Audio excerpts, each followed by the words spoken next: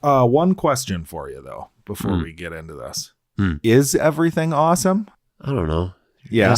You're asking the wrong guy. Well, we saw Lego 2. Lego Movie, the second part. Yeah, that was a nice little title. Like Lego Movie 2, the second part.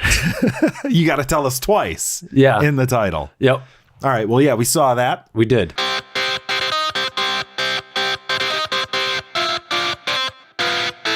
Bored and annoyed. I'm Jackson. This is another episode of Bored and Annoyed Reviews. And I am home at the movies. Yeah, what'd you think? It's fine, I guess. It's fine.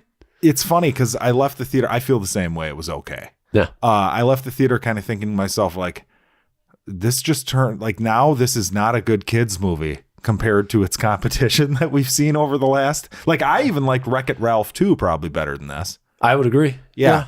So now, like, because the first one I felt like was like pretty legendary, and they're kind of watering down the product now. I haven't seen the Batman one. I haven't seen the Ninjago one. The Batman one is very funny. Okay. And it's probably very funny for anyone, but it's really, really funny if you're a Batman fan. Yeah, I need to see that because it's got lots of inside jokes for comic fans of the Adam West series. Any incarnation, there's some really good jokes. But overall, it runs a little long. Okay. It should have been a direct-to-DVD movie that was like 45 minutes to an hour long. Oh, really? Then it would have been perfect. Okay. So are we in lockstep here that the only like great movie they've made is the first Lego movie? Yeah. Okay. Yeah, I thought that this one was it didn't have that the original had, where it was like chaotic as hell, and it's like fucking, this is how a kid plays with his toys, you know? Yes. And this one was just kind of like the jokes were kind of like dying on impact. Well, I feel like you're almost remembering it in like a sort of like retrospective sort of way, because you're like, this is how kids play with their toys. But the idea was the movie was marketed as a Lego movie. And at the end, it was revealed it was a kid twist. playing. And that helps the movie quite a bit, because then everything that came before has a new sort of emotional resonance to it that it didn't have before. Correct. This, you already have that out of the way. And they're like kind of going back and forth between. Right. And it doesn't work as well. No, it does not. It and definitely the emotional does not. core isn't as strong. Like overall, the message isn't as universal. It just felt like a way more like streamlined product, like a normal movie to me than the first one did. And maybe I need to go back and watch the original one again. Maybe I'm wrong, but that one felt like it was just all over the place, and it was just like a blast, a laugh at the craziness that was going on, you know? You know what it kind of reminds me of is like they talk about like musicians, and they talk about like the sophomore slump on like the second album. Okay. And it's like they got all like the really good ideas out in the first one. That's what this kind of feels like. It feels like you're just trying to retread everything if you can. They retreaded some of the music, a few of the bits, like the cat lady bit and stuff. They did that sequel thing where they just kind of like put a new spin on it. Yeah, exactly. But yeah, the one thing that I thought they really had going for them that I liked was the whole like Mad Max apocalyptic world at the beginning, but it was kind of just the setup for the rest of the movie. Right. I mean, I felt like they didn't milk that very much. And at the end of the day, it's kind of weird when you set up like this dystopian future and it's not the setting of your movie. Yeah, right. So you're just kind of like counting the minutes until you're out of this weird setup. And so it doesn't hit you the same. And I'm kind of like, okay. But they do use it for a good joke in that the boy, the main character from the first movie, well, not the main character, but the kid who was playing in the first one. Yes, correct. He's like 12, 13 now, 14. He's still playing with Legos, which is like, all right. But he's reached the age where everything's got to be dark and gritty and badass, and the DC universe. Right. Yeah. Yep. Yeah, it was. He's a real Man of Steel You're fan. right. He is, isn't he? Yeah, he probably is. But yeah, I don't know. Overall, do I want to say it's bad? No, it's fine. No, it was just fine though. It wasn't like it's got some good bits. The message is okay. Like the main message of this one is like he's got to learn to play with his sister, right? Which was like you don't need to grow up too fast, kind right. of. Is yeah, deal. like that's not even a spoiler because that was set up at the end of the first one. Well, that's a problem too, is because you know the whole time what the message is, whereas in the first one it was like, like, I wonder what's going on here. And then there was the whole, like, Lord Business is his dad reveal. And the Craggle. Yeah, right. Everything's got to be... it was really... I mean, you think about that, that's a universal... I mean, and this is kind of universal, but it's way more specific. Because that was like, growing up, you have to be able to play and don't get static in your life and don't be too rigid and, shit like that. This is like, it's still kind of the same thing. It's not nearly as good, though. Yeah, but it's... Yeah. It's like the first one, you brought up the type of guy that doesn't follow the instructions. That whole shit. Like, that all added like a ton to that movie. Absolutely. And this one doesn't really have that. No. I mean, it's got the whole concept of like, never mind. We'll wait until spoilers. But it's got a few things that you can kind of relate to, everyday life. But overall, it's kind of just this like milquetoast story about someone's captured characters X, Y, and Z and Well, and some of the stuff that say Emmett as a character is going through is not the same stuff that the kid is going through. So you kind of have two messages. Yeah, that's odd too. Two arcs. Because again, that was not the first one. The first one, it mirrored, like, the Lord Business was clearly one real person and Emmett was representing the other. Yes. And that really was made for a really clean narrative. Here, it's a little messy. And it's why neither of them hit as hard as they should, because neither are working together as one. Well, what would you give the movie grade wise? I'll probably like C+. I'll give it a C. Yeah. I'll give it a C. Maybe that's like harsh, but yeah, I just I don't know. It just didn't do it for me this time, I guess. Yeah. And the theater I want to mention was like, full theater pretty much. Half of them are kids with their parents. And I can't think of a single moment in the movie where the whole theater laughed in unison. Yeah, it was very straight. We went to two different showings and mine was very much the same. I had a weird interaction in this theater too. One, I walked in and the guys were still cleaning. And mind you, the movie started, and this was like right on the dot at like 2 or something. Okay. And I walk in at 1:59. They're still cleaning. And the guy doesn't say like, oh, sorry, we're still cleaning. He just goes, we're still cleaning. Like I somehow imposed on him. All right, well, clean around me then. Yeah, sorry. Fuck you. What's with that attitude? But then the other thing was, I felt so bad about this one. And I know this is a diatribe. But what'd you do? I'm walking out to go to the bathroom because I normally don't do that, but this movie was just so I don't care. So I'm walking out, and you know how theaters' doors are. You can't see out. A kid is Did you there hit him with the door? I hit him with the door. The popcorn, he had the popcorn in his hand, and I hit him with the door, and his dad's right there with him. And his dad, oh my God, his dad goes, "Thank you." Because I held the door after I hit them. And I was like, wait, are you thanking me for hitting your like kid? Sarcastically thanking him? I don't know. That sounds pretty good. Yeah, it was a pretty good interaction. Sounds like the most entertaining thing to probably happen in that 2-hour period of time. I didn't want to go back in the theater. Hey, it's dark. Yeah. Yeah. But yeah, I don't know. It's, I mean. Do you want to go into spoilers? Yeah. So the main spoiler, I guess, is like the whole sister-brother thing. You kind of mentioned it. But, But yeah, it was a little bit like forced in some parts. Like the mom, the conflict here is that if they keep bickering with each other over the toys, then the mom's going to take the toys away. Yeah. But I'm sitting here watching it like, are they going to be taken away forever? Yeah. And then like that does happen. Yeah. And it doesn't mean anything. Yeah, because they just get along at the end. So like the whole like threat of it is gone. The thing, it's a movie that I feel like is made for older siblings, because if you have a younger sibling, you went through this where you were like, I'm dark and gritty, and you're still watching bright and colorful. I was the younger one. Okay. Yeah. So, I mean, well, and you probably had the thing where you had the younger sibling thing, which is you all of a sudden start getting into all the dark things a lot younger than your older sibling because they expose you to it. This doesn't do that. But it fuses the two, which is kind of a nice sort of like, you can be dark and gritty and you can be fun and light, and you should not lose the joy of playing or whatever. My big problem with this movie is the fact that there are 2 Emmets and time travel happens for a toy. Right. That makes no sense whatsoever. a toy time travels.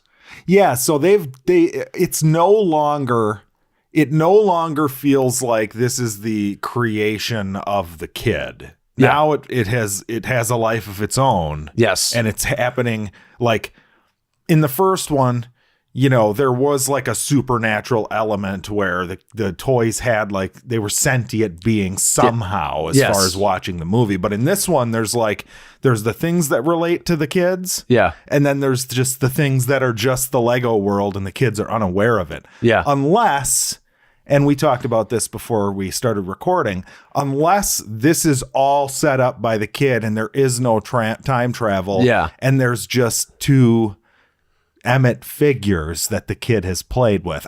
It's fucking weird. Right.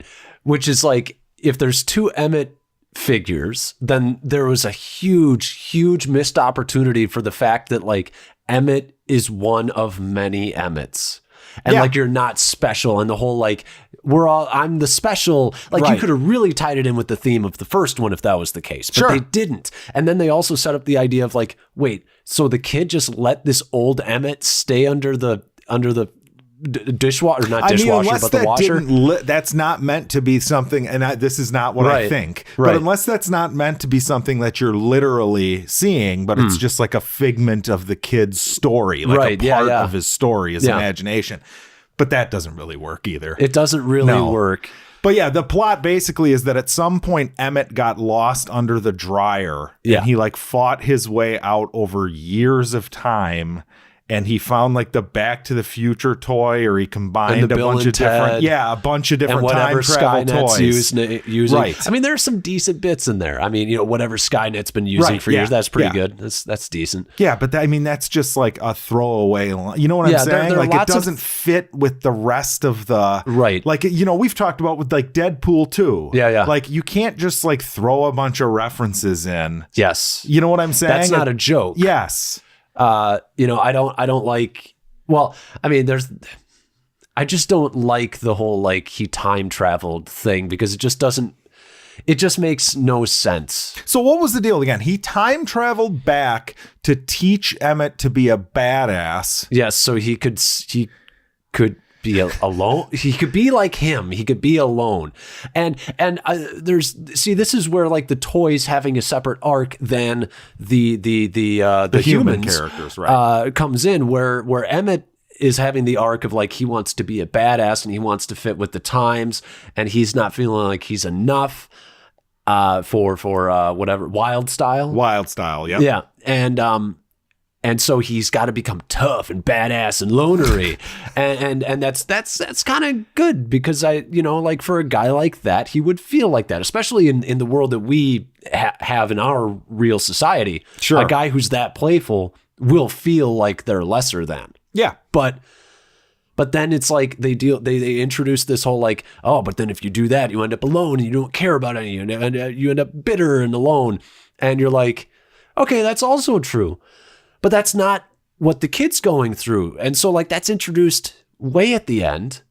Yeah, you could make the next movie and not even have, like, according to the new rules, like the way they're headed, it's like, don't even have the kids in the movie. Just do a Lego movie of whatever, you know? Yeah. Well, and that's sort of where I'm at now with this series, where I'm like, this is kind of why maybe we just should not have gotten a sequel to this, is because you're just retreading things that Toy Story's already done. Right. And we don't need it because you're just not doing it as well. Yeah, I think they did something just as well in a different way in the first one. Yeah. Yep. But yeah, I mean, you got to have a really good idea to continue. I mean, yeah. And which is apparent by the amount of money it made too. Yes. Yeah. Because they watered it down with these other two fucking Lego movies. It's not like an event. It dropped down 50%. Right. So it's at, it opened at 35 million, which is really, that's quite low even for a kid's movie. Yeah. Actually, especially for a kid's movie. Right. So yeah, I don't know what they're thinking there, but yeah, overall, I thought, I mean, the performances were okay. Like the villain, or I guess, well, spoilers, not a villain. Yeah. But the Tiffany Haddish character, like the horsey Lego girl character. She was all right. Kind of fun. Yeah. Kind of some neat, fun things in there. She had a pretty good little bit about I'm not evil, so not evil. Yeah. It's good. It was pretty good. Well, and her and like Will Arnett as Batman. Great. It was great pretty stuff. funny. Yeah. I do have to say my favorite bits were kind of like the DC things. They made fun of Green Lantern in it. It was pretty good. Yeah. Superman, his bit. Oh, like the jealousy between Batman and Superman. That was good. That was really good. You were saying that the musical numbers were good. I thought a couple musical numbers were pretty good. I mean, I didn't I didn't hate the movie. It was just, I was not walking out like, man, I'm really excited that I just saw that. And you know what I like is that they kind of made pop music seem like the enemy in it. But by the end, they were like, Wildstyle's like, I like this, you know? Right. And it was kind of nice that she was also one of those characters where like, I was bubblegum pop. See, she had more of an arc that actually fit with the kids, which was I was bubblegum poppy. Now I wanted to be dark and gritty. And that was the Wildstyle we met in the first one. And the hair got cleaned. And that was kind of nice. I liked that. I liked her arc quite a bit. Yeah, it was all right. I actually think her arc was the best thing in the movie, if I'm honest. I mean, as far as like character work. Well, because the other one's so goofy with the dual Emmett thing. And then he fades away at the end. I mean, that just like...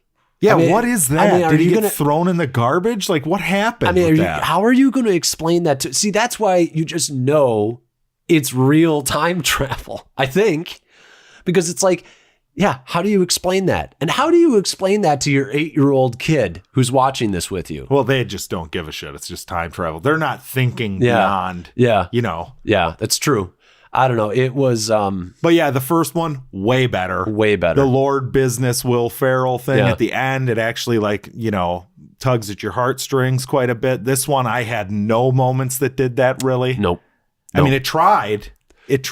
Morgan Freeman was sorely missed. Yeah, I forgot all about the wizard, right? The wizard, yeah. And Liam Neeson is good cop, bad cop. Yeah, he was in there for a second. He was also, well, he didn't have a line. He just rode by. Did you catch this? I thought this was kind of cool. Did you catch that the Raptors that the Emmett clone had? Did you catch their names? One was Ripley, one was Connor. I did. I thought that was pretty good. Yeah. Names but of again, though, you're just I don't know. It's just references. Right. It's not a joke. It's just you're right, though. He went all the way. That doesn't even make sense because those Lego toy Raptors wouldn't have existed in 2 million BC or wherever he said he went. Yeah. I don't get it. I just don't get what's going on. I think we're being too analytical is the problem. But the first one you could be. That's the point. Yes. Yes, that is the point. I mean, this is the movie that kind of falls apart under scrutiny. Right. So it's fine. It's a C+. It's mildly enjoyable, but you'll forget it. Right. And with that, I don't have anything else to say about this. Neither Go see it if you're a fan of the first one, I guess. Yeah. I mean, I don't know. I guess we're going to get a third, maybe. I don't know. We'll see. They're cheap enough to make, so. Yeah, well, I've been Jackson. I've been home at the movies. Thanks for listening.